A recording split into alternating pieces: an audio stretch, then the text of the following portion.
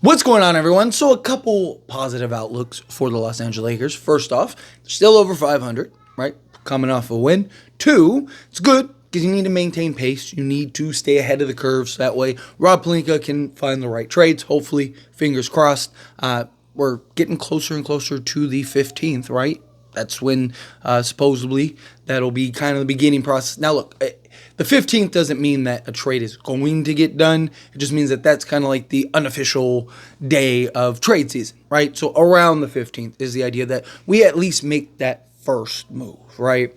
But the biggest thing outside of obviously the win, right? You got the win without LeBron, by the way. I know people say it's Portland and stuff, but look, a win is a win, right? Denver just got ran through by the Wizards, and they lost by 20 or 16 or something like that, and snapped the 16 game losing streak, right? Like, still the NBA. Things can happen. But biggest thing that the Lakers are benefiting from is rest, and they need it. Particularly LeBron James, obviously, and then Anthony Davis. That's why I talked about how more on AIS The Lakers show on how I really thought that they should sit LeBron. These last two games, I thought maybe they should sit Anthony Davis too. But AD played. LeBron, they sat one of the games, and it was the Portland game, and we won. I thought for sure that there was an argument for the Portland game, but I just thought, because if you would have set the two games, both LeBron James and Anthony Davis would essentially had like an 8-day stretch where they wouldn't have had to play.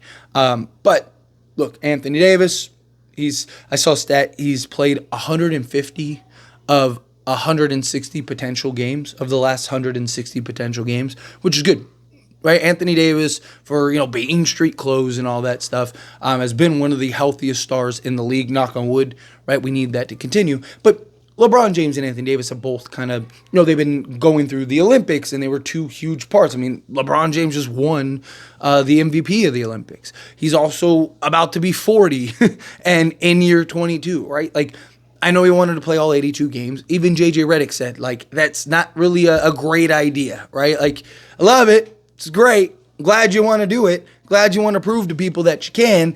Probably not the best option here. But good thing is that the Lakers don't play again until the 13th.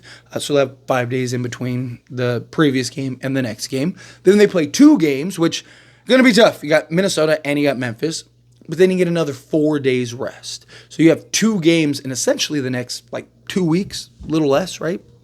Which I think is very important. And LeBron will essentially only have to play two games in a 2-week span, which is good.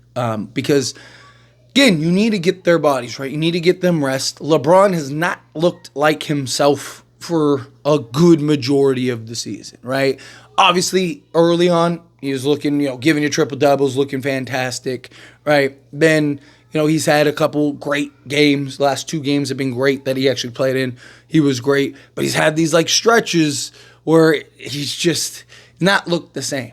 And look, we know LeBron on any given night can give you 30, but I don't think he can't do it every night like he used to. And he doesn't control the game and impact the game, which is understandable. Again, he's age 40 in year 22. I'm still critical of LeBron. I don't really like the decision making from LeBron, but I also try to give him little leeway compared to an Anthony Davis, because LeBron James is 40 in year 22. But I do think that this goes such a long way for the Lakers, so they can kind of reset, recalibrate. Also, it gives Rob Pelinka time to kind of, continue to work on trades, work on deals without running the risk, knock on wood, anyone getting hurt or anything like that. Also, allow some of these guys that are hurt to kind of start working the way back. We know Jared Vanderbilt isn't expected to return until January, but what's going on with Christian Wood? It'd be nice to maybe get some news, get an update during this stretch, right? Kind of hey, are we getting him back by Christmas or something? Or is this just something where he's probably not coming back till January or February, right? And even the knick-knack things like Austin Reeves, right? Anthony Davis has been dealing, with plantar fasciitis. LeBron James has been dealing with some issues. D'Angelo Russell has had some little knick-knack stuff, right?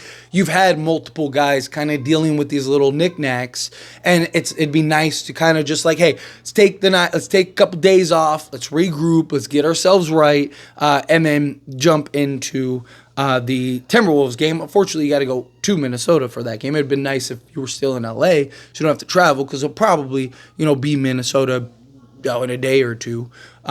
But nonetheless, right? Like, there are some positives to take away here. We need trades. We need better consistency. We have some real holes. But at the end of the day, we need LeBron James and Anthony. I don't care what we do.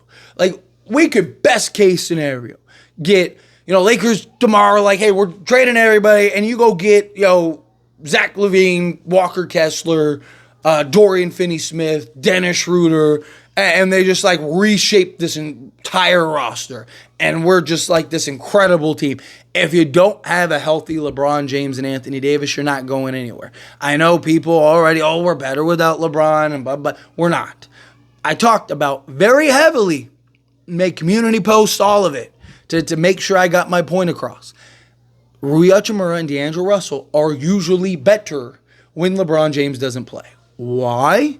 Because D'Lo gets to play on ball and gets to be the primary playmaker and play the role that he is best at. And Rui Hachimura gets to slide over and play the 4. Every time LeBron sits, those two guys have great games. Why? Because they get to play their role. As long as LeBron's on this team, he is taking up the role of both of them, which is why you need to trade them in order to go get pieces that better fit. They are a redundancy because both of them essentially are LeBron. LeBron gives you what both of them combined give you, right? You need to get rid of those two and get in a legit 3-and-D wing. You need to get a legit, point of attack card. Look, I love D'Lo. I love Rui. Right? They're two guys that I've talked about, like, I've made arguments for, I've made arguments against, right? Like, I would love to see Rui in particular be our power forward post LeBron.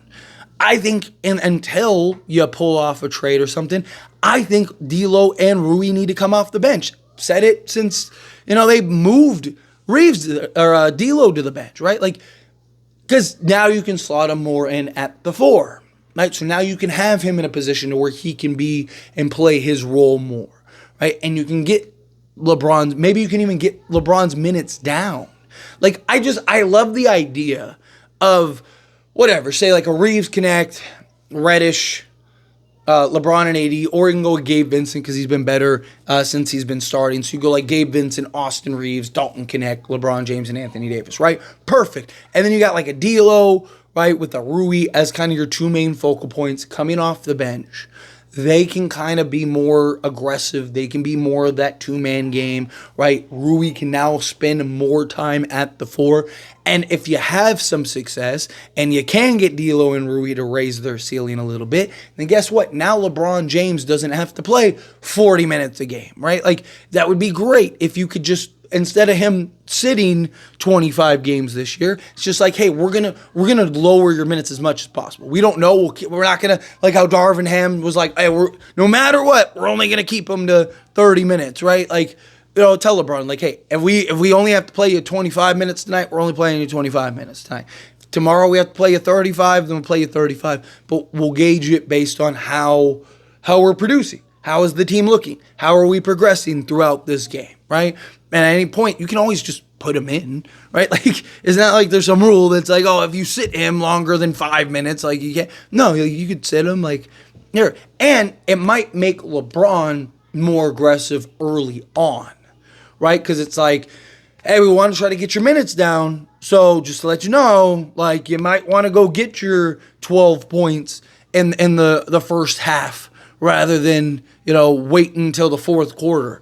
Right? That way, hey, in case we don't need you, we don't want to have to put you in so you can go get, 6 quick points and run the risk of hurting yourself or something like that. Like, do it in your time frame. So I think you have the potential of LeBron being more aggressive. I think you have the potential of D'Angelo Russell and Rui Hachimura being more aggressive. They get to play more of a role. So at that 7-minute mark or whatever, you take out Reeves, you take out LeBron, they go to the bench, and you bring in D'Lo, and you bring in Rui, and they slot in, and they play those roles, and then you move Gabe to guard or whatever, or you can bring in Max Christie at the same time, right? You can go Max, D'Lo, and Rui, however you want, whatever you want to do with it, right? I don't care. But I do think you need to bring D'Lo and Rui off the bench.